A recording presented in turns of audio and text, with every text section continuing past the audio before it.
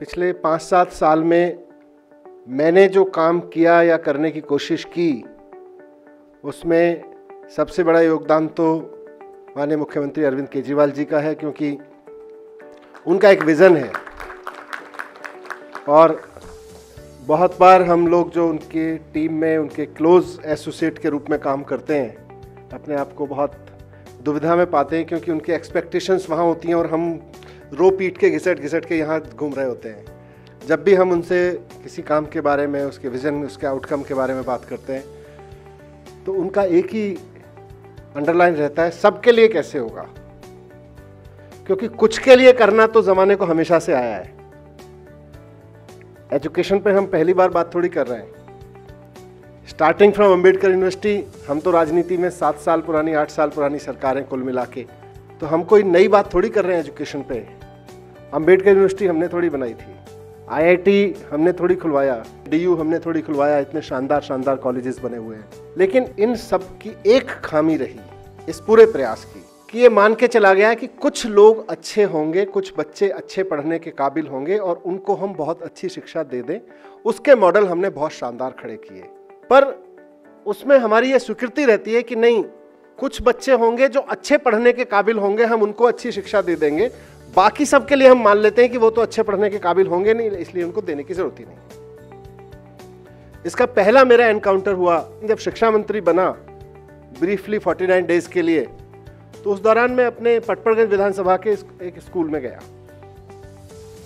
और वहाँ पहले ही दिन, और वहाँ जाके मैंने अपने प्रिंसिपल साहब से पूछा, प्रिंसिपल साहब ये इतने सारे जाले लटक रहे हैं कमरे में, तार क्यों लटक रहे हैं, डेस्क आपकी टूटी पड़ी है, इधर से जाओ तो वॉशरूम की बदबू आ रही है, ऐसा क्यों हो रहा है भाई, ये खराब क्यों है इतना। तो नाम लेने की जरूरत नहीं है, इंडिकेशन है एक सोच के लिए, और वो सोच किसी एक व्यक्ति की नहीं थी, सिस्टम की सोच थी, या सिस्टम में शामिल बहुत सारे लोगों की सोच थी। सर आपको तो पता ही है, पीछे ना यहाँ से वो झुग्गियों से निकल के बच्चे आते हैं सर, अब सर वो तो ऐसे ही रहते हैं, तोड़ जाते हैं सर।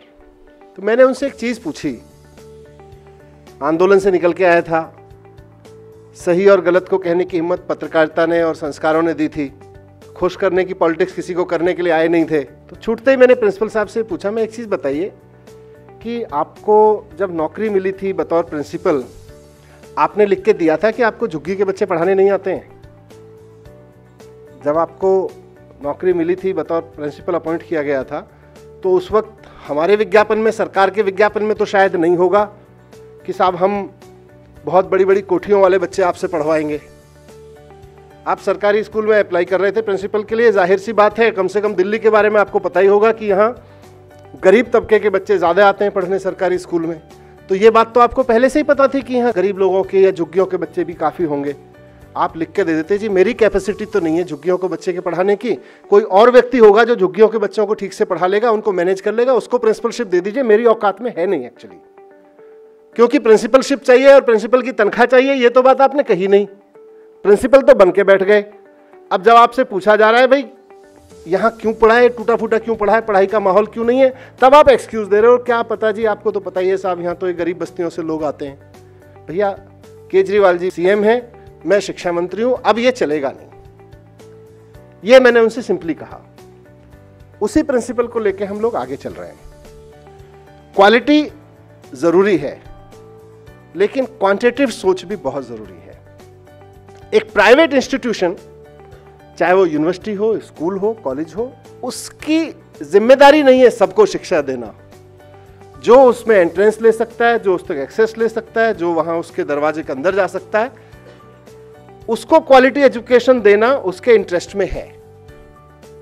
पर उसकी जिम्मेदारी नहीं है कि वो दिल्ली या देश के सारे बच्चों को अच्छी शिक्षा देने की योजना बनाए, पर सरकार की तो है।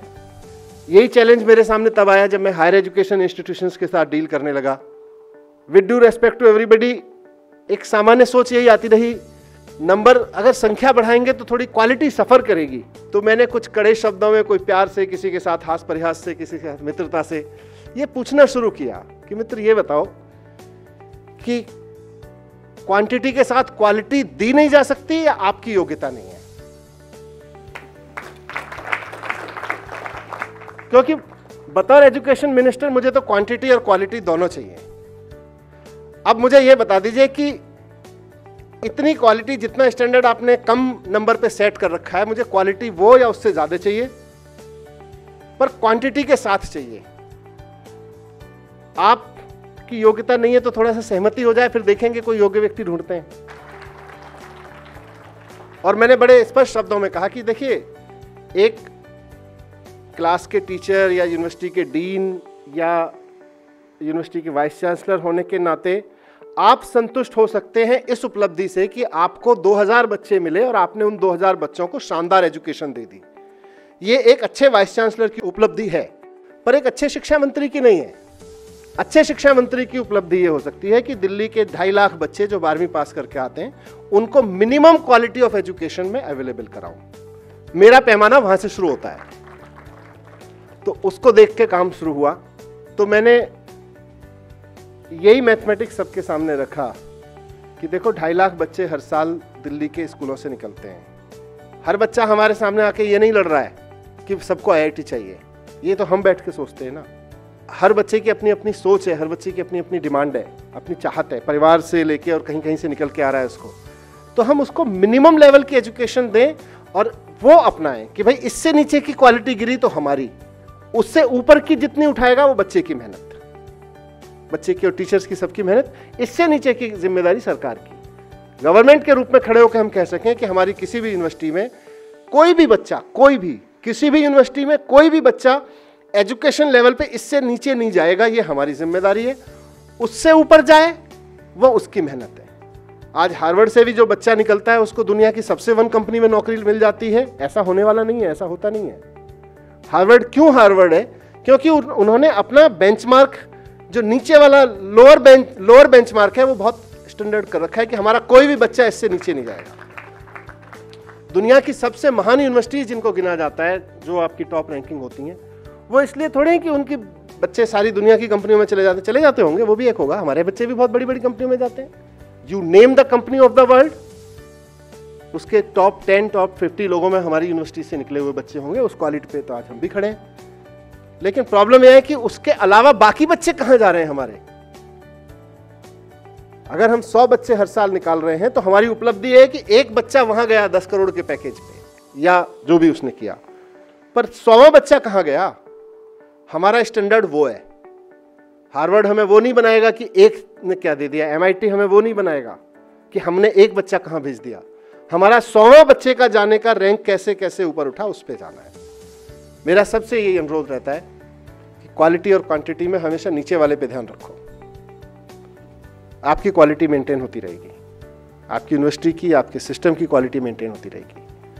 हमने कोशिश यही की है पिछले कुछ वर्षों में। देश के मेंटर प्रोग्राम हो या हैप्पीनेस का जिक्र हुआ, एंटरप्रेन्योरशिप माइंडसेट का जिक्र हुआ जो स्कूलों में हो रहा है, इन सब के पीछे भी मेरा प्रयास यही है कि हम अपने नेक्स्ट जनरेशन को अच्छी नॉलेज तो दे रहे हैं, लेकिन उसको यूज़ करने की बड़ी सोच नहीं दे पा रहे हैं, नई सोच नहीं दे पा रहे हैं। तो हैप्पीनेस के माध्यम से और तमाम पाठ्यक्रमों के माध्यम से, देश के मेंटर प्रोग्राम के माध्यम से हमारी कोशिश यही है कि एक बड़ी सोच मिलती रहे।